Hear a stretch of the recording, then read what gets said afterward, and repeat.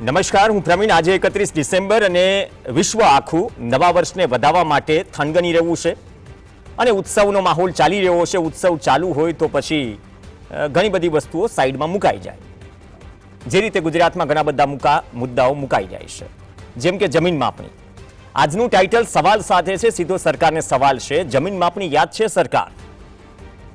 10 વર્ષ થયા અને 10 વર્ષમાં એવી તો જમીન માપણી કરી ડિજિટલ ઇન્ડિયાના સ્લોગન નીચે કે તમારા તમામ રેકોર્ડનું ડિજિટલાઇઝેશન કરવાનું છે, જેમ કે એસઆઈઆરની કામગીરીમાં મતદાર યાદીનું થઈ રહ્યું છે। 10 વર્ષ પહેલા શરૂ થયેલું તૂત કે ભૂત કહો, જે દાટ વાળીઓ છે જમીન માપણીમાં અને જે અઢળક ભૂલો થઈ, એ ભૂલો સ્વીકારતા સરકારને સમય લાગ્યો। મુખ્યમંત્રીઓ, મહેસૂલ મંત્રીઓ, કૃષિ મંત્રીઓ, સરકારના પ્રવક્તા મંત્રીઓ આ બધા જ બદલાઈ ગયા, પણ નથી બદલાઈ જમીનની સ્થિતિ। 2015 આનંદીબેન પટેલ જ્યારે મુખ્યમંત્રી હતા, બાદમાં વિજય રૂપાણી સ્વર્ગસ્થ જે હવે છે તે મુખ્યમંત્રી બન્યા, બાદમાં ભૂપેન્દ્ર પટેલ મુખ્યમંત્રી બન્યા, કૌશિક પટેલથી લઈને રાજેન્દ્ર ત્રિવેદીથી લઈને મહેસૂલ મંત્રીઓ પણ બદલાયા, પણ જમીન માપણીમાં જે ભૂલો સુધારવાની વાત થઈ રહી છે એ ભૂલો સુધરી ખરા? તમને જાણીને નવાઈ લાગશે કે 2018ના ડેટાની જો વાત કરીએ, કેમ કે આ બધી જ વસ્તુઓ ફરીથી યાદ અપાવી પડે છે। મંત્રીઓ અને સરકારના અધિકારીઓને કદાચ બદામ ખાવાની જરૂર છે, કોરોના પછી યાદશક્તિ થોડી ઓછી થઈ ગઈ છે। આજ દિન સુધી એ પરિસ્થિતિમાં જેટલો બદલાવ આવ્યો, સરકાર ડેટા જાહેર કરે છે, પણ એ ડેટા બહુ મોડા જાહેર થાય છે। આજે 31 ડિસેમ્બર, ત્રીજું કે ચોથું વર્ષ છે જમીન માપણીમાં જે ભૂલ સુધારણા કાર્યક્રમ છે તેને લઈને આજે ડેડલાઇન પૂરી થઈ, તો ફટાકથી ગુપચુક રીતે એક પરિપત્ર આવી ગયો કે ડેડલાઇન વધુ એક વર્ષ લંબાવી છે, એટલે કે 31 ડિસેમ્બર 2025 થી 31 ડિસેમ્બર 2026 સુધી। મોટાભાગના મીડિયાઓ પાસે આ કદાચ નથી પહોંચ્યો, પણ આજે તો કંઈક નિર્ણય કરવાનો હતો, થઈ ગયો। આની કોઈ પ્રેસ કોન્ફરન્સ નથી થઈ, હજી સુધી મીડિયા માધ્યમો પાસે કોઈ પ્રેસ નોટ નથી આવી, પણ મહેસૂલ વિભાગનો આ પરિપત્ર આવી ગયો હશે, એટલે કે હજુ એક વર્ષ જમીન માપણીમાં જે સુધારા કરવાના છે, અરજીઓ કરવાની છે સુધારણાની, એ ચાલુ રહેશે। મૂળ પ્રશ્ન એ છે કે કાલાવડના પીપર અને દેવભૂમિ દ્વારકાના સામોરથી જે બે પાયલટ પ્રોજેક્ટ હતા, 100% ભૂલો આવી, ત્યાંથી એ બધું ભૂપાળું બહાર આવ્યું। ત્યારે એવી ખબર પડી કે કંપનીઓએ માત્ર ઓફિસમાં કે ધાબે બેસીને જમીન માપણી કરી નાખી છે। પરિસ્થિતિઓ ત્યાં સુધી વણસી કે ભાઈ ભાઈ વચ્ચે વેર બંધાયો। પૂર્વ કૃષિ મંત્રી કૌશિક પટેલના સીધા પાડોશીની જમીન પણ ઘટી ગઈ હતી, અને એ પછી એવી પણ ચર્ચા છે કે ઘણા બધા નેતાઓને, ઇવન સરકારમાં બેઠેલા અધિકારીઓ, તેની જમીનમાં પણ જે ફેરફાર થયો છે હજી સુધી સુધર્યો નથી।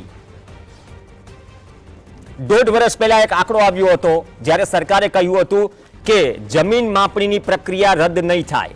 જે વિપક્ષ આક્ષેપ કરી રહ્યું છે કે જે કંપનીએ જમીન માપણી કરી, જેને કોન્ટ્રાક્ટ અપાયો હતો, એ સત્તા પક્ષના એક દિગ્ગજ નેતાના બહુ નજીકના વ્યક્તિ હતા, 75% રકમ ચૂકવાઈ ગઈ। હવે જે ભૂલ પૈસા આપીને જે તે કંપનીએ કરી છે, એ ભૂલ કોણ સુધારી રહ્યું છે? સરકારી અધિકારીઓ। એ સરકારી અધિકારીઓ કે જેનો પગાર મારા ને તમારા ટેક્સના પૈસામાંથી થાય છે, અને એ પણ સરકારી અધિકારીઓ કે કર્મચારીઓ જે પાક નુકસાનીમાં ખેતરે ખેતરે જેને સર્વે નથી કરી શકતા, શું પૂરતો સ્ટાફ આ સરકારના એ વિભાગ પાસે છે ખરા?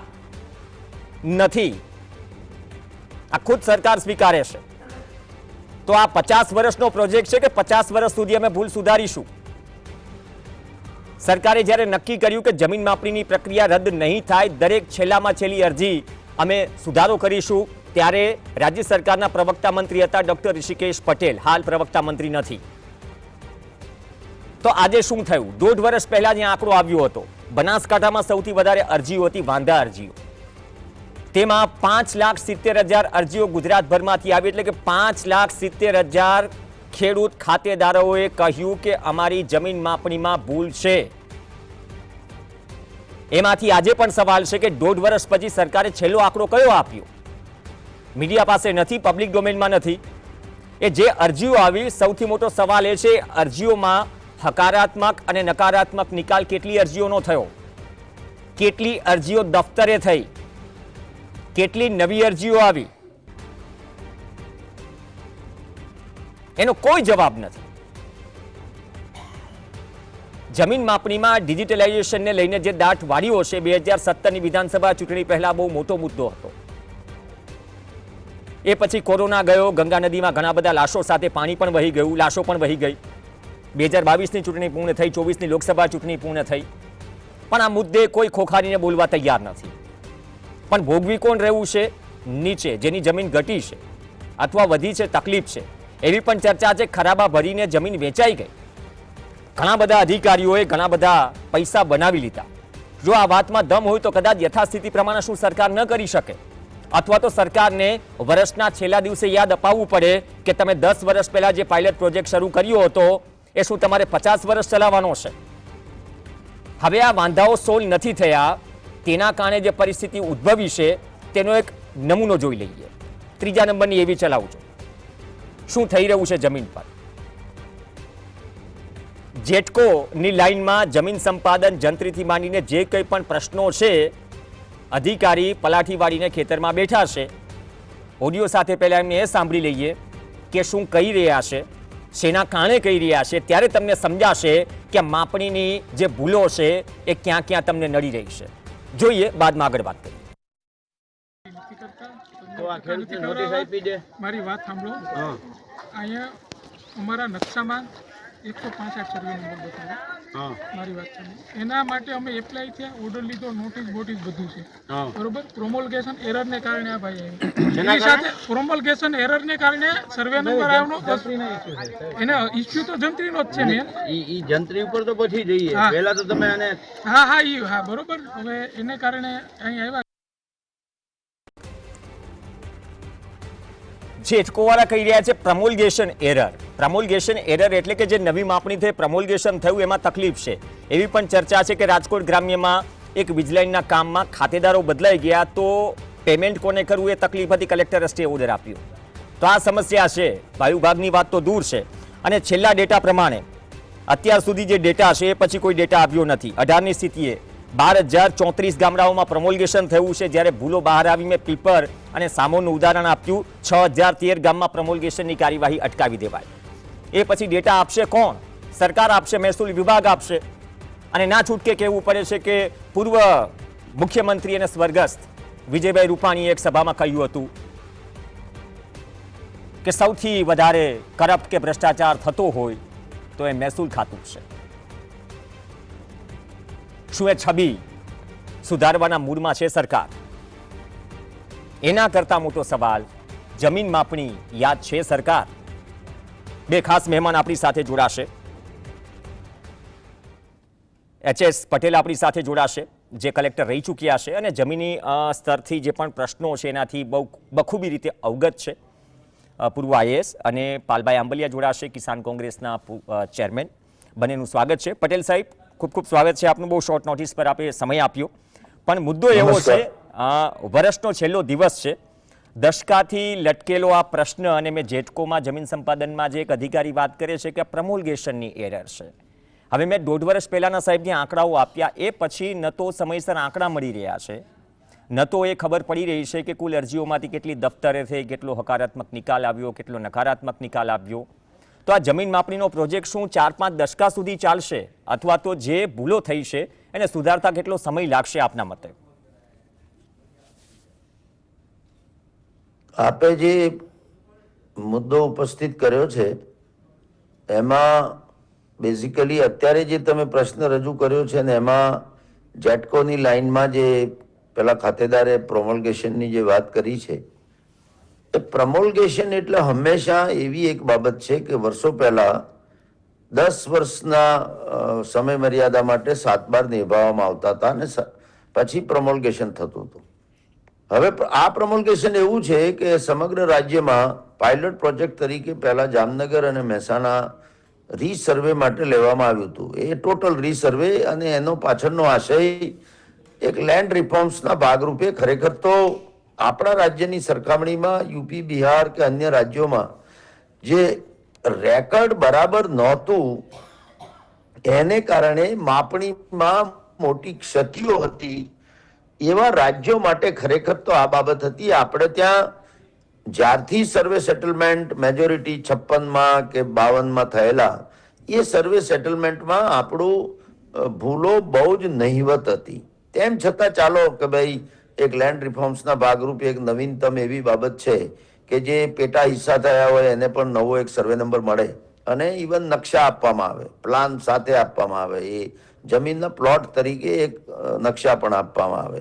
એટલે પહેલી વાત તો એ છે કે વાત સાચી છે કે 1917માં જ્યારે રીસર્વેની કામગીરી જ્યારે પૂરી થઈ, 10-11માં મને ખ્યાલ છે એ પ્રમાણે ચાલુ થઈ હતી, અને ખરેખર તો બહુ વાસ્તવિક સ્વરૂપે આની માપણી કરવાની હતી. કોઈ ઉતાવળ ખરેખર કોઈ કરવાની જરૂર નથી.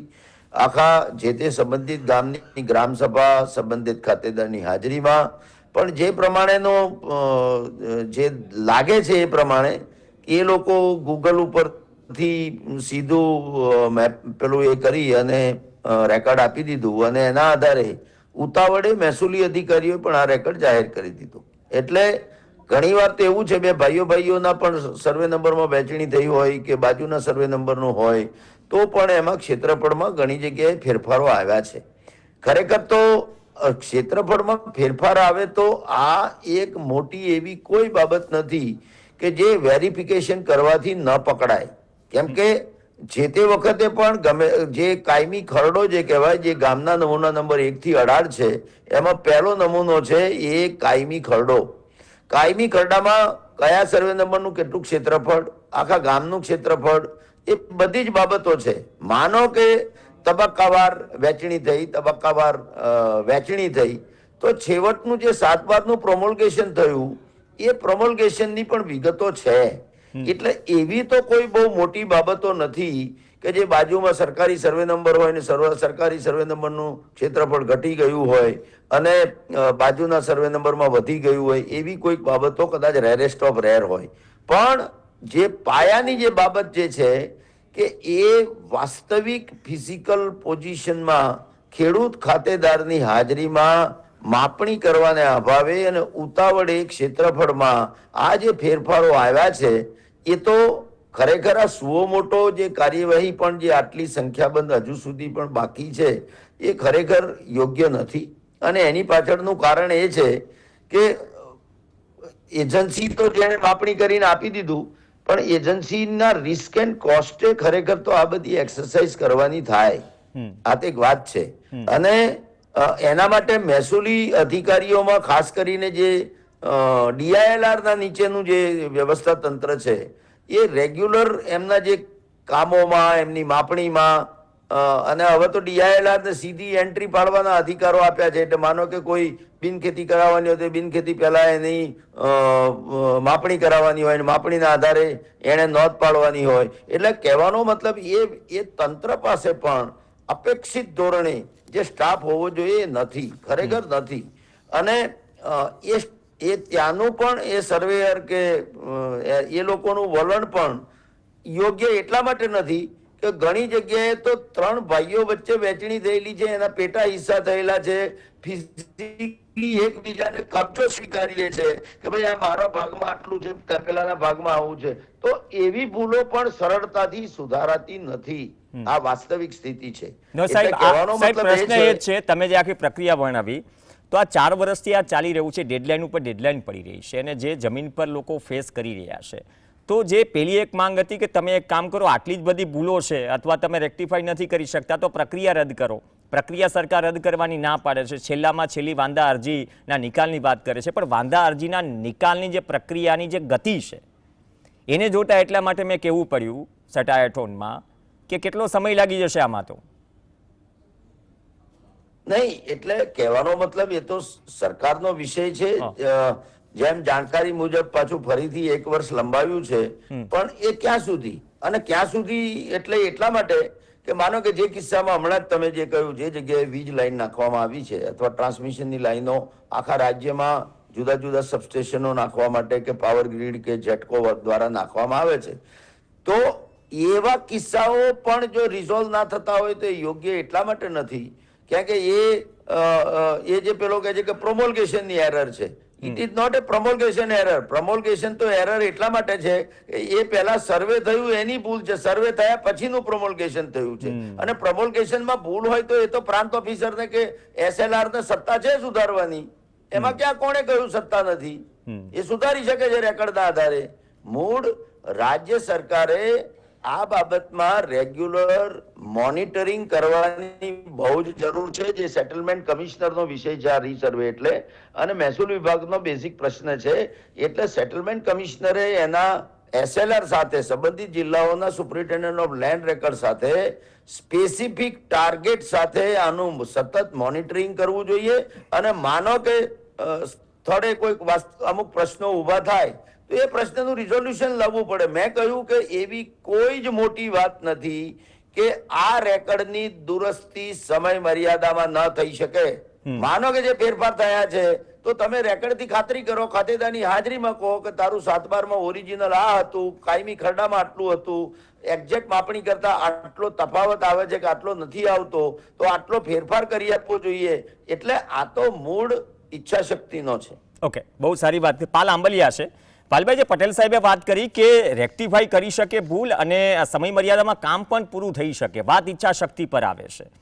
તો હવે આટલા વર્ષો પછી વધુ એક ડેડલાઇન પડી છે, તો જમીન પર કયા કયા પ્રશ્નો છે જે હજી મૂંઝવી રહ્યા છે, અથવા તો ઘણી વખત જે સામાન્ય વ્યક્તિ છે જે ફેસ કરે છે આ ભૂલના કારણે? કેમ કે આમ તો ડેડલાઇન પડતી રહેશે જો આ પ્રમાણે કામ કરવાની પદ્ધતિ રહી. ભૂલ તો હોય ઓર કોઈ કરીને ગયું, સરકારી કર્મચારીઓ સુધારી રહ્યા છે. પ્રવીણ, જે તમે પૂછ્યું કે કયા કયા પ્રશ્નો છે, પહેલો પ્રશ્ન અત્યારે એ થાય છે કે મારે ને તમારે વાંધો હોય અને તમને ખબર પડે કે પાલભાઈનું ખેતર છે એ ખરાબામાં બેસી ગયું અને ખરાબો છે એ પાલભાઈના ખેતર, એટલે પહેલું એ વાંધાનો ઉપયોગ કરી અને પોલિટિકલ પણ સરપંચ માની લ્યો કે તમે સામસામે ચૂંટણી લડ્યા હોઈએ તો એ સૌથી પહેલા લેન્ડ ગ્રેબિંગ એક્ટ મુજબ જમીન માપણીના કારણે જે ભૂલ જમીન માપણીની છે એના કારણે હું અત્યારે મારા ખેતરમાં લેન્ડ ગ્રેબિંગ થાય છે. અને તમને યાદ હોય તો બનાસકાંઠાનો એક કિસ્સો આવ્યો હતો કે જે ભાઈનું લગભગ 40 લાખનું આખું ગોદામ ને બધું જ હતું ખેતરની અંદર, બરાબર છે, એ ત્યાં સરકારી ખરાબો બેઠો, લેન્ડ ગ્રેબિંગ થયું, કારણ કે બે સામે સરપંચની ચૂંટણી લડ્યા હતા. અને ભાઈ પેલા અત્યારના ભાઈ શંકરભાઈના ખૂબ નજીકના માણસ હતા, બરાબર છે, એટલે એનું આખું પાડી નાખ્યું. જો તમને યાદ હોય તો આપણે એના ઉપર એક ડિબેટ પણ કરી. એટલે આ કેસ છે. એના સિવાય ભાઈઓ વચ્ચેના અત્યારે ઝઘડાઓ વધતા જાય છે, ખેડૂત વચ્ચેનો કલહ છે એ વધતો જાય છે. એટલે જે 2014-15માં જે આગાહીઓ થઈ હતી અને 2010-11માં જમીન ઉપર જે કામ કરે છે સર્વેયર, આ સર્વેયરોની અલગ અલગ 8 ટીમોએ આ કંપની સામે જે વાંધા કર્યા હતા કે નામદાર કોર્ટ પણ આમાં જજમેન્ટ આપી શકશે નહીં, 0 રેફરન્સથી માપણી કરે છે એટલે પ્રોપર માપણી થઈ શકશે નહીં, જૂનું અને નવું રેકર્ડ બંધ બેસી શકશે નહીં. આ એટલે કે અત્યારે ખેડૂતો હેરાન થાય છે, SLRના વિભાગના કર્મચારીઓ, અધિકારીઓ, સર્વેયરો હેરાન થાય છે, સરકારના તમામ પ્રોજેક્ટો એ તળાવ કે ડેમ માટે જમીન સંપાદન કરવાનો હોય, રોડ પોળો કરવા માટે જમીન સંપાદન કરવાનું હોય, જેટકોની લાઈન નાખવાની હોય, દરેક પ્રોજેક્ટો આ જમીન ભૂલ ભરેલી જમીન માપણીના કારણે, દાખલા તરીકે એ લાઈનમાં જેની આરે અત્યારે હું તમે વિડીયો બતાવ્યો એની સામે એ જેટકોના ડેપ્યુટી એન્જિનિયર આરે હું જ ચર્ચા કરું છું અને એ કહે છે કે પ્રમોલ્ગેશનની ભૂલ છે. એટલે સાહેબે જે વાત કરી પ્રમોલ્ગેશન, એનો કહેવાનો અર્થ હોય તો કે જમીન માપણીની ભૂલ છે, એના કારણે ખેતર કબજા ઓવલધોમ થઈ ગયું છે. એટલે મારું ખેતર હતું ત્યાં બાજુવાળાને નોટિસ દઈ દીધી, મને નોટિસ નથી. એટલે આ રીતે સરકારના અધિકારીઓ પણ હવે તો જાહેરમાં કહેવા લાગ્યા કે આ પ્રમોલ્ગેશનની ભૂલ છે. પ્રવીણ, સૌથી મોટી તકલીફ હમણાં જે કમોસમી વરસાદ થયો અને ત્યારે સરકારે પ્રગતિ પોર્ટલના માધ્યમથી VCOને ખેડૂતના ખેતરે જઈ અને શરૂઆતના 3 દિવસ ખેતરે જઈ અને માપણી શું કહે ખેતરમાં કેટલી નુકસાની છે એ ચેક કરવા માટે મોકલા હતા. ત્યારે થયું એવું કે દરેક VCને ઉપરથી કોર્ડિનેટ આપવામાં આવતા હતા કે તમે પાલભાઈ આંબલિયાના ખેતરમાં જાઓ, એનો આ કોર્ડિનેટ છે અને ત્યાં જઈને ઊભા રહ્યો. હવે આ તમામ VCOએ નોંધ કરી છે. એમાં દ્વારકા, જામનગર, બનાસકાંઠાના લગભગ VCO મંડળોએ તો કલેક્ટરને આવેદનપત્ર આપ્યું કે તમે અમને માર ખવડાવશો તમે મોકલો છો કોર્ડિનેટ આપીને પાલભાઈના ખેતરમાં, અને ત્યાં તો નીકળે છે રાજસીભાઈનું ખેતર. આ વીસીઓએ સરકારને લેખિતમાં જાણ કરી છે. બીજું, તમને યાદ હોય તો તુવેરની ખરીદી, ચણાની ખરીદી, મગફળીની ખરીદી, રાયડાની ખરીદી, આ એટલે કે રવિ પાકની ખરીદીમાં લગભગ 80-82 હજાર ખેડૂતોના રજીસ્ટ્રેશન સરકારે રદ કરવાની વાત કરી. એવી જ રીતે મગફળીમાં 80-90 હજાર ખેડૂતોના રજીસ્ટ્રેશન 1 થી 9 જ તારીખમાં થયેલા. પછી સરકારે નથી કહ્યું, સમજજો, 1 થી 9 તારીખમાં 80-85 હજાર ખેડૂતોના રજીસ્ટ્રેશન રદ કરવાનું કહ્યું કે અમે જે ડિજિટલ ક્રોપ ઇમેજ સિસ્ટમથી જે ફોટો લીધો એમાં મગફળી તમે વાવી નથી, તુવેર વાવી નથી, ચણા વાવ્યા નથી, રાયડો વાવ્યો નથી. તો પછી એ જ ખેડૂતોની પાછી સરકારે મગફળી, તુવેર, ચણા, રાયડો ખરીદી લીધું. જેવી રીતે એનો દરેક ગ્રામ સેવક જમીન ઉપર જઈને જોયું તો ખરેખર ખેડૂતના ખેતરમાં તુવેર જ હતી, ચણા જ હતા, રાયડો જ હતો. સરકારની પોતાની સિસ્ટમ પોતે રાડું દઈને એમ કહે છે કે આ જમીન માપણીમાં ભૂલ છે. આ સાબિત થયું. વીસીઓ કહે છે જમીન માપણીમાં ભૂલ છે. સરકારની ડિજિટલ ક્રોપ ઇમેજ સિસ્ટમ કહે છે જમીન માપણીમાં ભૂલ છે. સરકારનો જેટકેનો અધિકારી કહે છે જમીન માપણીમાં ભૂલ છે. હવે આ અત્યારે સરકાર આ શું કામ કરે છે? ભૂલ સુધારણા અરજીના સરકાર નાટક કરે છે. પ્રવીણ, હું ચેલેન્જ સાથે કહું છું, જીએસટીવીના માધ્યમથી રાજ્ય સરકારને, મહેસૂલ મંત્રીને ગમે ત્યારે છૂટ. અગાઉ એક વખત જીએસટીવીમાં કૌશિકભાઈ પટેલ મહેસૂલ મંત્રી હતા ત્યારે આપણે ડિબેટમાં બેઠા હતા. મહેસૂલ મંત્રી પાસે જવાબ નહોતો અને ડિબેટ છોડીને ભાગી ગયા હતા. જીએસટીવીમાં જ ડિબેટમાં હતા એ જવાબ. અને અત્યારે કહું છું, હું સરકારને પૂછવા માંગુ છું કે આખા ગુજરાતમાં 1.5 વર્ષ પહેલા તમે જે આંકડો જાહેર કર્યો 5,70,000 અરજીઓ ખેડૂતોની આવી, એમાંથી એક અરજીમાં ગામના નકશામાં અસર આપી છે તમે, એક નકશામાં. તો ગામના નકશામાં જ્યાં સુધી અસર ન આપો ત્યાં સુધી તો એનો કોઈ મતલબ જ નથી. તમે માપણી સીટ બનાવીને રાખી દો છો માત્ર અને માત્ર. ગામના અલગ અલગ જે 15-16 પત્રકો છે એમાંથી 8 અલગ અલગ પત્રકમાં એની અસર આપવી જોઈએ, એની જગ્યાએ 2 જ પત્રકમાં માત્ર અસર આપે છે. બાકીના એકે પત્રકમાં કેમ નથી આપતા? તો આ માપણી કરવાનો મતલબ શું? બીજું પ્રવીણ, આ છેલ્લા તમે 10-11 વર્ષ કહો છો, 11 વર્ષ નહીં, 2010-11 થી પ્રક્રિયા ચાલુ થઈ, આજે 25 છે, 15 વર્ષ થયા. અને 15 માં તો ખ્યાલ આવ્યો ને કે આવું કંઈક થઈ રહ્યું છે. 2014-15 સરકારે, મારી વાત પ્રવીણ, 2014-15 માં સરકારે જમીન માપણીમાં ભૂલ સુધારણા અરજીઓ ચાલુ કરી. ત્યાર પછી સરકારે એક વખત એવું કહ્યું કે અમે 100 દિવસમાં તમામ અરજીઓનો નિકાલ કરી દઈશું અને જમીન માપણીમાં હવે પછી કોઈ ભૂલ ઊભી નહીં થાય, આવું કામ કરશું ને એના માટે અમે અલગ અલગ સાધનો વસાવ્યા. એને 100 દિવસ જે કહ્યું ને એને આજે લગભગ 100 મહિના થઈ ગયા. બરાબર છે. ત્યાર પછી સરકાર નવી સિસ્ટમ લઈ આવી, વોલ ટુ પાર્ટ. એક નવી યોજના લઈ આવ્યા હતા, વોલ ટુ પાર્ટ. એની અંદર દરેક તાલુકામાંથી 5-5 ગામ પસંદ કરી અને એનો નિકાલ કરવાનો હતો. તો સવાલ એ છે, વોલ ટુ પાર્ટ નું શું થયું? એ 5-5 ગામ પસંદ કર્યામાં મારું ગામે હતું. આખા ગામના ફરીથી એને માપણી પણ કરી. માપણી કર્યા પછી આજની તારીખમાં એને જેવી રીતે સામોર અને પીપરનો રિપોર્ટ દબાવ્યો એવી જ રીતે વોલ ટુ પાર્ટ, હું ગેરંટી સાથે કહું છું, ચેલેન્જ સાથે કહું છું કે કંપનીએ કરેલી માપણી અને એની સામે આ દરેક 5-5 ગામમાં સરકારના સર્વેયરોએ કરેલી માપણી, આ બેયનું મેળવણું કરો, 1000% ભૂલ છે, ભૂલ છે, ભૂલ છે, ભૂલ છે સાબિત થશે. એટલે સરકારે એને દબાવી દીધું. હમણાં સરકાર નવું ગતકડું લઈ આવ્યા છે, ભૂમિ સીમાંકન નામનું. હવે નવું સીમાંકન નવું લઈ આવ્યા છે, ભૂમિ સીમાંકન. બરાબર છે. એટલે અલગ અલગ નામે અલગ અલગ રીતે ખેડૂતોને મૂર્ખ બનાવવાના, અરજીઓ કરાવ્યા રાખવાની. બીજું, આ 5,70,000 જે અરજીઓ આવી છે ને પ્રવીણભાઈ, એમાંથી સરકારે લગભગ ઓછામાં ઓછી 3.5 લાખ અરજીઓ એવી છે કે જેનો ન તો હકારાત્મક નિકાલ કર્યો ન નકારાત્મક નિકાલ કર્યો.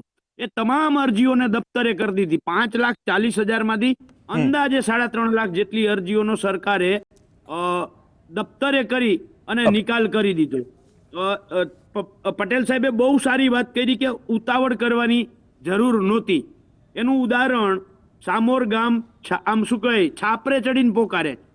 સામોરનો જો અહેવાલ તૈયાર થયો, અહેવાલમાં કહ્યું છે કે અમારી અલગ અલગ 8 ટીમ, 4-4 લોકોની, એક ટીમમાં 4 સર્વેયર, એવી રીતે અલગ અલગ 8 ટીમોએ 8 દિવસ માપણી કરી. બરાબર છે, અને ત્યારે સામોરગામ મપાઈ ગયું અને એની જગ્યાએ કંપનીએ 3 જણાની ટીમે 1.5 દિવસની અંદર આ માપણી કરી અને કામ પૂરું કરી દીધું. Okay. એને કમ્પેર કરી છે કે કંપનીએ 1.5 દિવસમાં 3 જણાની ટીમે કામ પૂરું કર્યું અને આ લોકોએ સરકારે જ્યારે માપણી કરી ત્યારે અલગ અલગ 8 ટીમોએ ઓકે 8 દિવસ સુધી. હવે મારી છેલ્લી વાત, જે સાહેબે વેરિફિકેશન વાળી વાત કરી છે કે વેરિફિકેશન કરવાની જરૂર હતી. પ્રવીણ, વેરિફિકેશન જે લોકો કરતા હતા એમને તો આ લોકો અહીંથી બદલી કરીને નાખી દેતા હતા ત્યારે કે તમારે આમાં કલેક્ટરે 5% વેરિફિકેશન કરવાનું હતું, પ્રાંત અધિકારીએ 10% વેરિફિકેશન કરવાનું હતું, એટલે કે તલાટી મંત્રીએ 100% વેરિફિકેશન કરવાનું હતું, સર્વેયરે જે જમીન ઉપર છે એને 100% વેરિફિકેશન કરવાનું હતું, ડીએલઆરએ એસએલઆરએ પણ 25% ક્રોસ વેરિફિકેશન કરવાનું હતું. જે લોકોએ ક્રોસ વેરિફિકેશનની વાત કરી એને તો સરકારે અહીંથી બદલી કરીને નાખી દીધા, બીજે નાખી દીધા. એમને ના પાડી દેવામાં આવી કે તમે આમાં ક્યાંય પડો નહીં.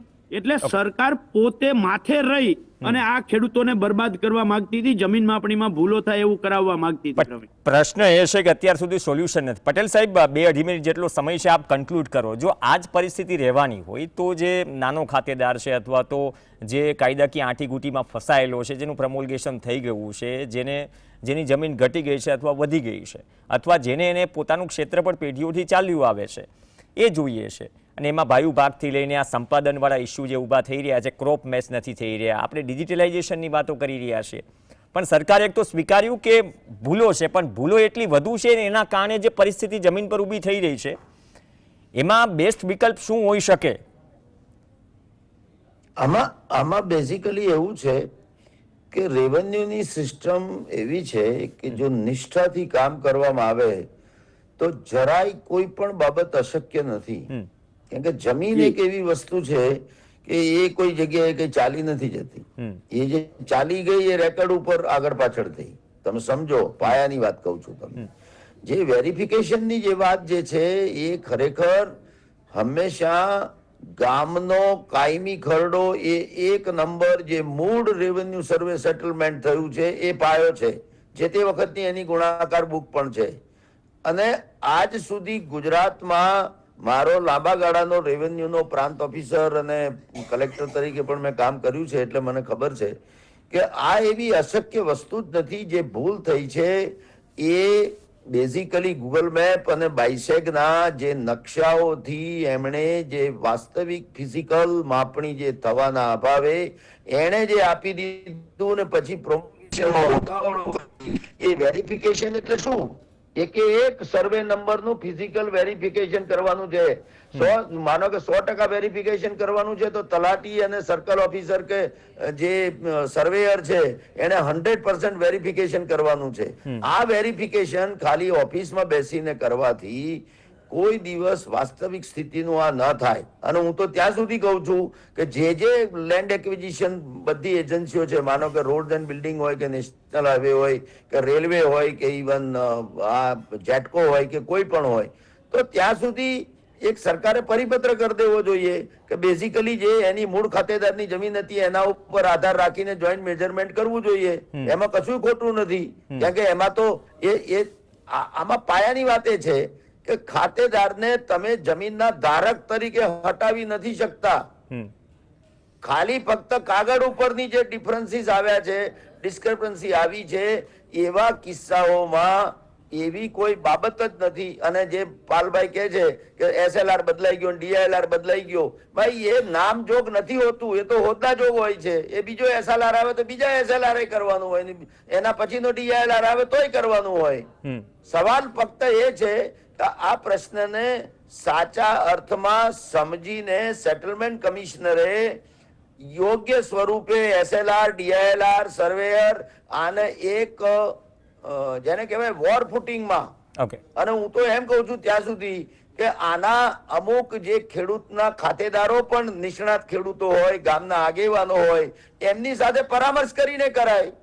શું કરવા ડીઆઈએલઆર કે એસએલઆર કે ડેપ્ટી કલેક્ટર, પ્રાંત ઓફિસર, હવે તો 2 તાલુકાના તો પ્રાંત ઓફિસરો છે, એ લોકો પણ એની સાથેની મીટિંગ કરીને પરામર્શ કરીને નિકાલ કરી શકે ગામે ગામ જઈને. શું કામ ન થાય? થઈ શકે એવું છે. આ કઈ બહુ અશક્ય છે નહીં. ફક્ત મેં જે તમને કહ્યું એ પ્રમાણે ઈચ્છા શક્તિ જોઈએ. જી નિષ્ઠા જોઈએ, એનું પ્રોપર મોનિટરિંગ જોઈએ, ડાયરેક્શન જોઈએ, તો આ વસ્તુ શક્ય છે. એવું કઈ નથી કે અશક્ય છે. આ ઓકે, બહુ સારી વાત કરી. સમયનો અભાવ છે, પણ આ બધી જ પ્રક્રિયામાં 10-15 વર્ષથી જે થઈ રહ્યું છે કે અશક્ય નથી મહેસૂલ વિભાગ માટે, અધિકારીઓ માટે કે સરકાર માટે. સવાલ ઈચ્છા શક્તિનો છે. તો 2026ની શરૂઆત થાય છે, નવું વર્ષ, નવું પ્રણ કદાચ સરકાર અને અધિકારીઓ લે કે સૌથી પહેલાં 1.5 દાયકાથી જે પ્રશ્ન ચાલી આવી રહ્યો છે એમાં જે કંઈ પણ શક્ય છે બધું જ થઈ શકે એ પહેલાં પૂરું કરીએ, નહીં કે પછી દર વર્ષે 31મી ડિસેમ્બરે એક પરિપત્ર આવી જાય કે અમે 1 વર્ષ મુદ્દત ઓર વધારીએ છીએ. આનાથી સરકારી તમામ યોજનાઓ છે અથવા પ્રોજેક્ટ જે છે તેમાં જે અડચણો આવી રહી છે સરકાર, અધિકારીઓને, ખેડૂતો તમામ ફેસ કરી રહ્યા છે. કદાચ તેનાથી બચવું હોય તો આનું નિરાકરણ જરૂરી છે. એટલી જ સરકારે સ્વીકાર્યું કે ભૂલ છે, પણ આટલી બધી ભૂલ કેટલા લાંબા સમય સુધી ચલાવશો એ આજે પણ સવાલ છે. અપેક્ષા રાખીએ કે ઈચ્છાશક્તિ સરકાર દર્શાવે નવા વર્ષમાં અને વહેલી તકે એક ટાર્ગેટ સાથે આ તમામ જે પ્રશ્નો છે એનું નિરાકરણ લાવે, કેમ કે સરકાર સક્ષમ છે. ધન્યવાદ. કહું તમને, હા પ્રવીણભાઈ, હું તમને છેલ્લે એટલું જ કહું છું કે સમગ્ર રાજ્યમાં ફક્ત ને ફક્ત જો પ્રોબ્લેમ હોય તો કચ્છ, હા બનાસકાંઠા અને એવા જિલ્લાઓ છે કે જેને અનસર્વેડ જમીનો કહેવાય. અનસર્વેડ અને અનઅસેસ્ડ એટલે બિન આકારી અને બિન મોજણી. જ્યારે ઓરિજિનલ સર્વે સેટલમેન્ટ થયું અને એ જે બાકીની જમીનો ખાસ કરીને કચ્છ જિલ્લાઓમાં મોટા ને મોટા જે ઉડાફા નંબરો હતા અને એને કારણે જે ઓવરલેપિંગ થયું છે, એટલા જિલ્લાઓ પૂરતો ચિંતાનો થોડો ઘણો વિષય છે. એ સિવાયનો કોઈ જિલ્લાઓ માટે રેકોર્ડ જે તે વખતનું વર્ષોથી 10-10 વર્ષે તો 7-12 એના જાહેર કર્યા છે અને દરેક ખેડૂતોએ સ્વીકાર્યા છે. કોઈ તંત્રને આજ સુધી કોઈ મુશ્કેલી આવી નથી. પ્રોબ્લેમ ફક્ત અમુક ના કારણે જે ઉતાવળે જે ક્ષેત્રફળને ધ્યાનમાં લીધા સિવાય જે બાબતો થઈ છે એને કારણે આ વસ્તુ રેક્ટિફિકેશન શક્ય છે, એમ જ મારું કહેવું છે. ઓકે, 20 સેકન્ડ પાલભાઈ કંઈક કહેવા માંગો છો, પછી ક્લોઝિંગ કરીએ. સાહેબ, એવું નથી. માત્ર અગાઉનું હતું એટલું જ નહીં, પણ અત્યારે જે આ કંપનીઓએ કર્યું છે ને એ દ્વારકા હોય, જામનગર હોય, રાજકોટ હોય, બરાબર છે, મહેસાણા હોય, સુરત હોય, છોટાઉદેપુર હોય, કારણ કે આ લોકોએ પાર્ટ કર્યા હતા. પહેલા શરૂઆતમાં બનાસકાંઠા અને સંયુક્ત જામનગરને લીધું હતું, ત્યાર પછી 4 જિલ્લા એટલે કે શું કહેવાય, મહેસાણા, કચ્છ, છોટાઉદેપુર અને સુરત, ત્યાર પછીના 6 જિલ્લા, એવી રીતે પહેલા પાર્ટમાં હતા એને સૌથી વધારે તકલીફ છે, બીજા પાર્ટમાં હતી એને પ્રમાણમાં ઓછી તકલીફ છે, ત્રીજા પાર્ટમાં 6 જિલ્લાઓ હતા એને પ્રમાણમાં એનાથી ઓછી તકલીફ છે, પણ તકલીફ ઓલ ઓવર છે. અને બીજું, છેલ્લી વાત પ્રવીણ હું કરી દઉં. સાહેબે કહ્યું કે શું કહેવાય, જે અધિકારીઓને એના DLR SLR પદ છે, વ્યક્તિ બદલાય છે, પણ સાહેબ એ એવી વ્યક્તિઓને ધમકીઓ ત્યારે મળતી હતી કે જે વ્યક્તિ ના પાડતો હતો, જે વ્યક્તિ સરકાર સામે આંખો ખોલીને કહેતો હતો કે આ જમીન માપણીની ભૂલના કારણે આ ભવિષ્યમાં અંધકારમય વાતાવરણ થશે, એવા તમામ અધિકારીઓને, બરાબર છે, બહુ સ્પષ્ટતા સાથે બદલી કરી નાખવાની વાત આવતી હતી અને એવા એ સમયના કેટલાય અધિકારીઓ ભોગ બન્યા છે. ઓકે, મતલબ કે સાચું તકલીફ જે દેખાડી અધિકારીઓને ભોગવવું પડ્યું છે એવું પાલ આંબલિયાનું કહેવું છે. પણ ઈચ્છાશક્તિ સરકાર એટલી જ દેખાડે કે નવા વર્ષે અમે આટલા ટાર્ગેટમાં બધું જ પૂરું કરીશું. કેમ કે ટાર્ગેટ ઘણા મુકાય છે, 2022, 2047, એક આ ટાર્ગેટ આમાં પણ મૂકી લો, કેમ કે સરકાર પણ હેરાન ન થાય, અધિકારીઓ પણ હેરાન ન થાય અને જમીન પરના લોકો પણ હેરાન ન થાય. ધન્યવાદ એચ.એસ. પટેલ સાહેબ, પાલભાઈ આંબલિયા ચર્ચામાં જોડાયા. સાથે ચર્ચામાં હાલ બસ આટલું જ. નમસ્કાર.